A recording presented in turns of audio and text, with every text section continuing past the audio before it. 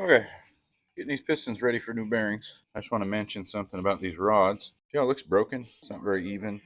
That's on purpose. These are what's called cracked rods. They are one piece when they're made, and then they crack them in half basically. So what it does is just help these two seat perfectly together. That makes it so that you can't mix up the caps. So pay attention to that. Okay, bearings are in. So shiny. Now I got to do piston rings. Okay, the simple way that I do piston rings, make sure your orientation's right. It says top there, but I just spin them on like this. Super simple, easy, no special tools needed.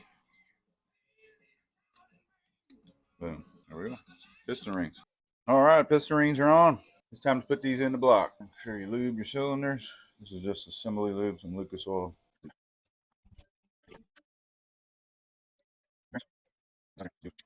Orient your pistons the right way. So usually the dot is facing the front of the engine. Make sure your piston ring gap orientation is right. You could look it up. There's plenty of info on it on the interwebs. So I'm just gonna set this in there gently and get my ring compressor. I have one of the old styles. You can get one made specifically for this engine and it's a lot easier, but I don't have one of those yet. So we'll do it the old way.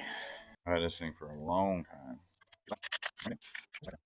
To make sure it's flat, I just tap it just so it flattens against the block there. And you just punch it in there. Make sure you got a hand on the rod so it doesn't scratch up your crank. And that's it. That's how you install pistons. And you lube the cap. Then throw the cap on there, get it hand tight, and then I like to do all the pistons, and then once I'm done, I'll flip it over and then torque all the bolts for those. Well, second one's in. Forgot to press record, so second one's in there.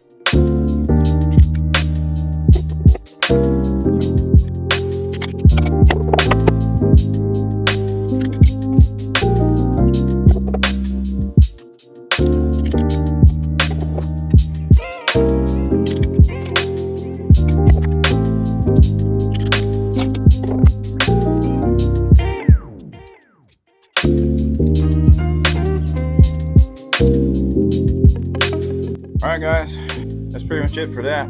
Just make sure after you torque it, rotate it a few times, make sure there's no like tight spots or anything abnormal like that, and then you should be good to go. As long as it's not super tight, then you should be fine. Yeah, thanks for watching, you guys. Appreciate you.